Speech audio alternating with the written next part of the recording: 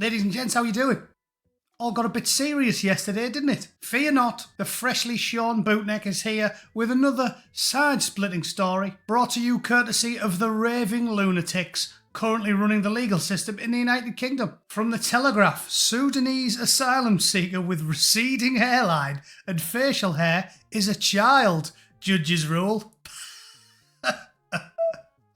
I can't. The headline is funny in itself. Hairy-arsed bloke with receding hairline is a child. How many children have got a receding hairline? How many? Oliver Twist and the Artful Dodger had hard lives, but they didn't look like George Costanza and Jason Statham, did they?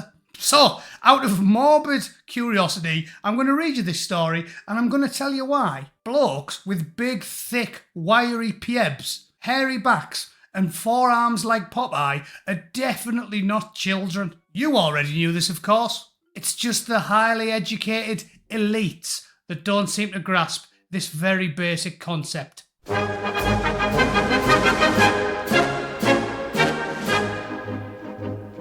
Okay, from the news website of the year 2024, it's a story all about how an immigration tribunal has overturned a council decision that a craggy-faced, baldy migrant is definitely a child. A Sudanese asylum seeker has been declared to be a child by immigration judges with no eyeballs, despite the fact the Home Office saying he was at least 23 with a receding hairline. The Immigration Tribunal quashed the council decision that the migrant, who arrived on a small boat across the channel, was not 16, as he had claimed, but an adult. As a result of the decision, the migrant, who cannot be named for legal reasons, will be treated as a child during his asylum application, while the council responsible for his care has been ordered to pay more than £30,000 toward his legal cost. 30 grand, and he desperately needs that money because he needs a facial to help treat his crow's feet, medication for gout, some topical ointment for one of the carbuncles on his gnarled feet, and some tonic for his hair because he's going a bit thin on top. One of the judges who oversaw the case also allowed a Palestinian family of 6 to come to Britain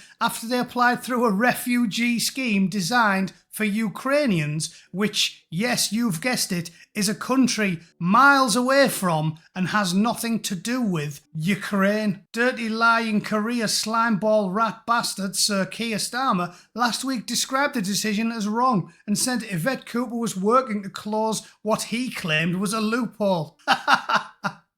He claimed it was a loophole. It's for Ukrainians, it's being given to Palestinians. That's not just a loophole, that's a sinkhole. That's a hole big enough for 20,000 Palestinians to stick their cocks in and rattle until it becomes a gaping chasm. The case was first revealed by the Telegraph and follows a series of examples of migrants who have won the right to remain in the UK or halted deportations after appealing to immigration tribunals. Many have involved claims under the European Convention of Human Rights, aka the Criminals Charter. An upper immigration tribunal was told the asylum seeker arrived in the UK on September 6, 2023 after fleeing through about 10 safe countries. He then lied and said he was born on April 3, 2007, and the Home Office and the London Borough of Hounslow disputed it, putting him at least 23 to 25 years of age. The hearing was told that government assessors initially suggested the asylum seeker was much older,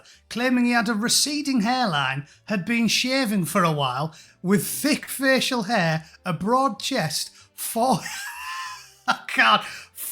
wrinkles and crow's feet. Crow's feet? Sorry, are we talking about a Sudanese asylum seeker? Are we talking about Harriet Harman? Thinning hair and crow's feet. That's her. Innit? Look at the clip of her. Craggy-faced monstrosity. Turns out shielding kiddie fiddlers for your entire life sort of ages you on the outside. Like I've said, humans are kind of like bananas. If you're rotten on the inside, it negatively affects what you look like on the outside. As well as his physical appearance, the council alleged that the asylum seeker had been inconsistent on his knowledge of his name, age, where he was from and his identity documents. It was claimed he was a calculated person who attempted to conceal information from them. Listen, if you're not consistent with your own name, you're a liar. You're a demonstrable, proven liar. Not only should he not be getting treated as a child, he shouldn't be allowed to stay in the country. He shouldn't be allowed within 80 foot of a school, a hospital, a children's play area, or a council house. If any of these judges had an ounce of common sense amongst them, he'd be clasped in irons, thrown on a helicopter, and ditched anywhere near the shoreline of one of the 10 countries he apparently passed through to get to the UK. And this story reminds me of an absolute corker that I'm pretty sure I covered a few years ago. From the New York Post, 30-year-old asylum seeker convinced school he was 15. I remember this one. Get ready for the photo, because I swear to God, a 15-year-old wouldn't look this rough if he did his paper round in Baghdad. I shit you not. If he'd been up the chimneys every single day from the age of 2 with Mary Poppins' boyfriend, he still wouldn't look this rough. Are you ready? Look at the clip of this baldy bastard. The man posed as an 11th grade student at Stoke High School in England. The man, known only as Siavash, played a 15-year-old schoolboy for 6 weeks. Played a 15-year-old schoolboy for 6 weeks. Yeah, like he's at drama school. Played a schoolboy for 6 weeks. Yeah, well, I'll play a role. I'll play a corrupt prison guard, dragging him out of the country and giving him a couple of digs in the back of the police van before telling the judge, "It ain't my fault, my lord. He slipped on some loose carpet in the station." Perceptive students seemed to immediately sense something was amiss when they noticed the 6'1" man sitting beside them. "How's there a 30-year-old man in our maths class?" a teen student wrote alongside a picture of the new classmate he posted to Snapchat. Other students began sharing images pulled from the man's Facebook account, showing him with facial hair few teenage boys could manage, a hairy chest, and taking swigs from a bottle of gin or something, I don't know.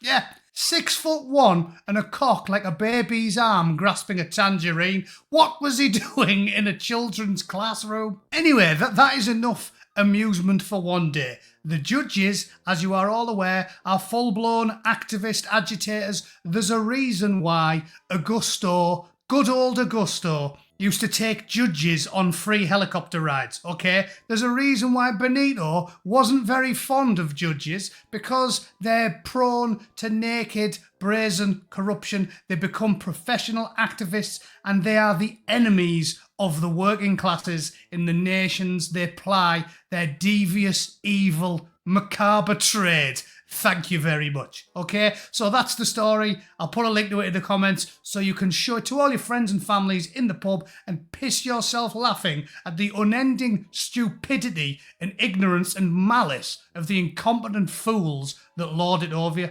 Okay? That's going to have to do you for a few days, because I've got to go and see my wife's family this weekend in Los Angeles. I've seen a lot of homeless men's penises since I moved to Los Angeles and went on the public transport, so I'm sure I'll cop an eyeful this weekend as well. Not my fault. I don't go cruising. I'm not hanging around any of the parks George Michael used to like to go to, but that's what you see when you get on the public transport in Los Angeles. Unbidden. They're just there, strung out across the chairs, full of drugs, whopping them out for all the boys to see. And the girls, obviously. Alright, so I won't be doing a live stream tomorrow. Apologies for that. Family comes first, doesn't it? Unless you're a British judge, because then you've probably got the morals of Joseph Fritzl. Oh yeah, and before I forget, assuming I make it through customs, I'm intending to be in the United Kingdom at some point in March. I'm not going to give an exact date. I was toying with the idea of having a live meet for all of the members of the channel, but I still don't think I've got the numbers for it. What I will do is, a few days before I'm due to meet a bunch of my mates in Nottingham, it was going to be up in York, but I couldn't make it happen. I'll put out some details in the members tab of my channel, and anybody who lives within an hour of Nottingham can come and meet myself, probably in a Weatherspoons. I'm not a very classy man. I'll bring some prints and a bit of merch and the like for anybody who wants to come, and I'll do a informal meet and greet rather than a big event. We'll save that for next time. I want to test the waters and see if I can actually evade the authorities before I pay for anything. So yeah, this can be a dry run. Members of the channel, thanks for your continued support. Rest assured I will pick up the bar tab myself, and hopefully I'll see some of you there. Alright, thanks for your continued support. The channel's really grew in the last few months and I massively appreciate it. Apologies I won't be around tomorrow, but I'll see you all on Monday, alright? Thanks for watching. Toodle pip. Cheers.